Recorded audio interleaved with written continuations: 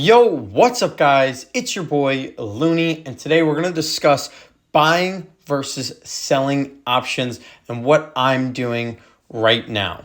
But before we get into this video, I want to give a quick shout out to the Discord. It is free to join, and then I also offer a premium membership that's $8 a month, and that gives you access to one-on-one coaching, trade callouts. I have an option selling course, giveaways, and more. You can check it out.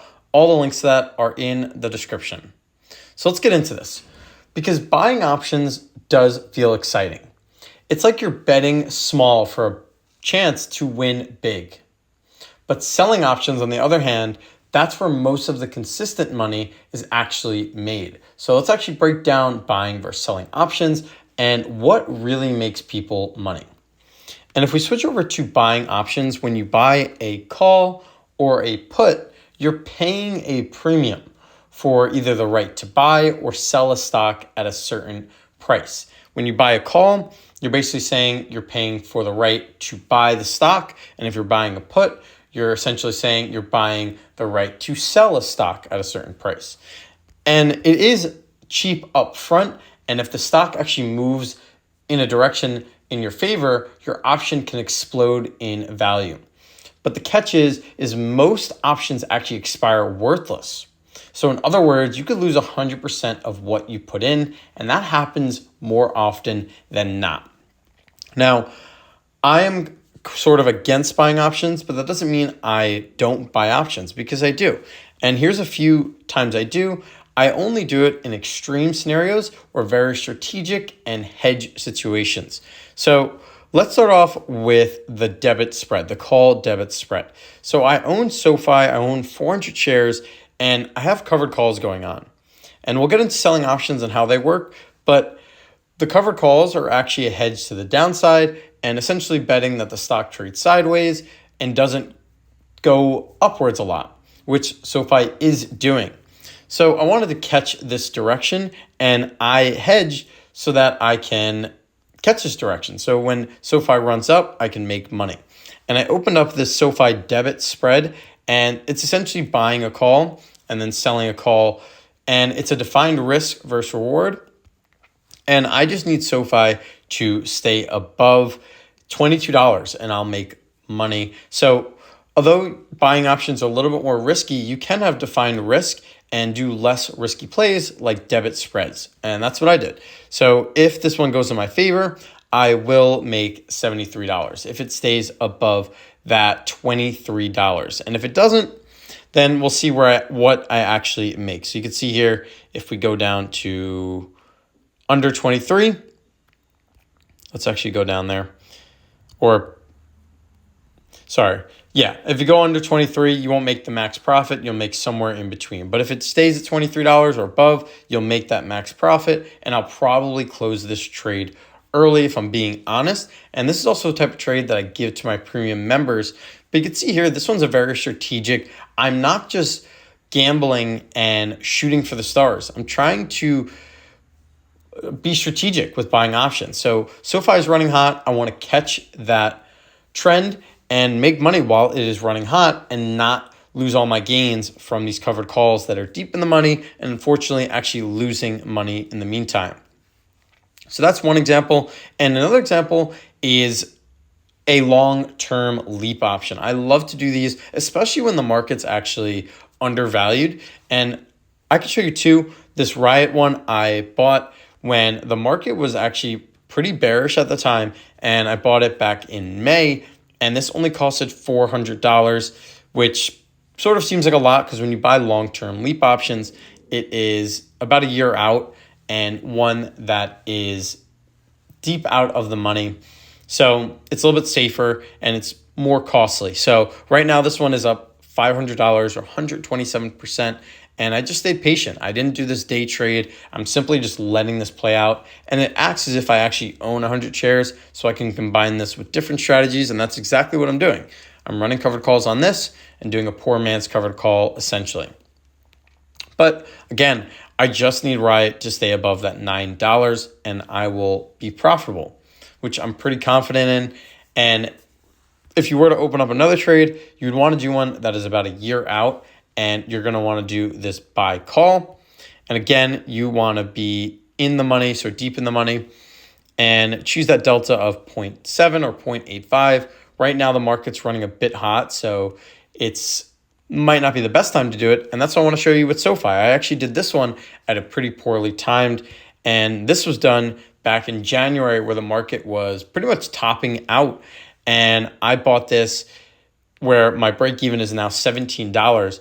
And for a while, it was actually deep red, and I just stayed patient. I didn't double down, but I did just stay patient. And now we can see things have turned around, and I'm up $900 or 121%. So you can see I'm very strategic when I buy calls or do debit spreads, and perhaps I'll even do a buy a call or buy a put so that I can get a protective put to protect myself to the downside. So I'm not really doing these gambles that I'm trying to use a little bit of money and get home runs. So I'm very strategic, even though these are risky plays. So let's switch to the selling option side. And this is what I mainly do, where I sell cash secured puts, sell covered calls, repeat the process. Yes, I mix in some other strategies as well. But when you're selling options, you're on the other side. You're the one collecting that premium. So you're not paying for it. So you should think of it like an insurance company. Most people pay for insurance, but they rarely file a claim. That's why sellers often have the statistical edge, because time decay works in their favor. Every day that passes, the option loses value, and if it expires worthless, the seller keeps the full premium. So let's look at two options that expire today that I opened about a month ago. So Mara, I own 200 shares. So I was able to do a covered call strategy, and I did an $18 call. And if this expired, or if the stock stays below $18, this option expires worthless, which is actually good when you're selling options. And if it does, I realize a gain of $35, which doesn't seem like a lot, or $36, but these small wins do compound, and you can see it's very consistent. So if Mara stays below this $18, I get that $36. Now, the only thing I need to do this trade is you need 100 shares, or in this case, I had 200 shares. But to do covered calls, you need to own 100 shares. So that is the collateral you're putting up. Now, on the other hand, I sold a cash secured put, and this one expires today, and I had to put up $1,400, but it's okay, because if I lose this trade, I'll be forced to buy Mara at $14, which I'm very comfortable doing. I'm okay with owning 100 shares of Mara at $14, bringing down my cost basis, and you get this premium for doing that trade. So I got paid upfront $54. You could do whatever you want with that $54. You could put it into a different trade. You could simply hold it, but that $54 is for you to keep. And right now it's looking like this is going to expire worthless. So I'm going to get my $1,400 back, and I could do a similar trade, a different trade. I could do whatever I want, but I realize a gain of $54, which is not bad, especially for a month.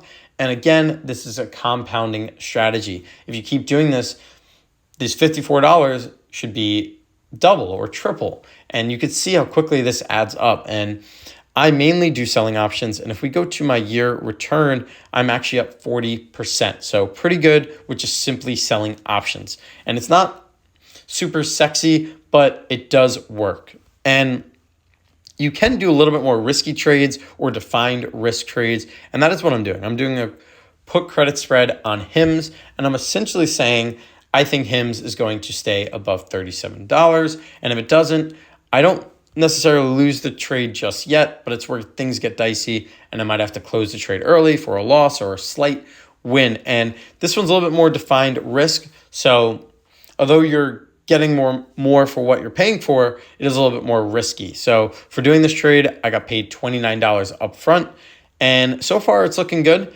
If HIM stays above $37, that's perfectly fine. I get that $29. And if HIMS actually goes to $37, I might change my strategy. I might actually end up buying back or selling off that $35 put for a gain, and then acquiring the shares like I was just showing with the cash secured put. I'm not sure if I'm going to do that, but that is a alternative to this. But you can see you can mix things up. You don't have to only do cash secured puts and covered calls where you need more capital, or you need the shares. You could actually do call credit spreads, which work as if they're doing covered calls, and you don't actually need the shares. So yes, buying options can make you rich quick, but it's more like a lottery ticket. Selling options is slower and steadier, but it requires more money, margin, and risk management because your losses can get big if the stock moves against you. So what actually makes people money? In the long run, most consistent traders lean on selling options, or at least that's what I plan to do. I do plan to mix in some buying, but buying is more for quick bets and high risk. And it all comes down to your style. Do you want the lottery ticket, or do you want to be the one selling the tickets? Until next time,